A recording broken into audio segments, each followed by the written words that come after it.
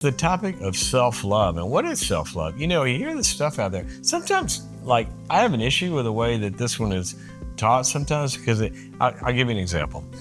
You can't love anybody else if you don't first love yourself. Well, that's not true.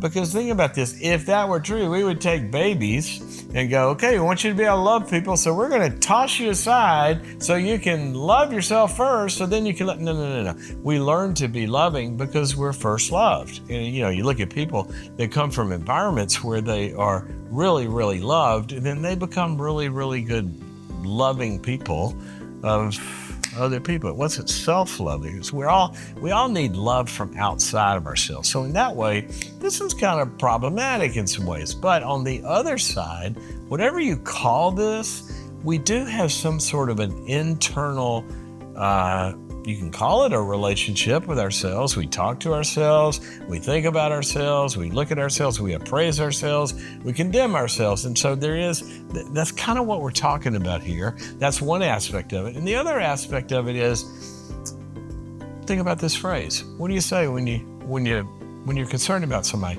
Well, take care of yourself. Take care. And so what are we saying? That's kind of self-love, right? Take care of yourself.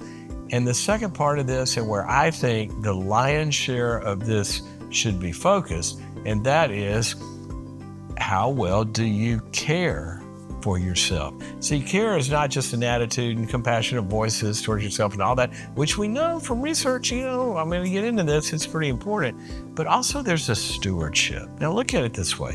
When I think of how's somebody gonna love themselves, it's almost like if somebody were placed in your care, how would you treat them?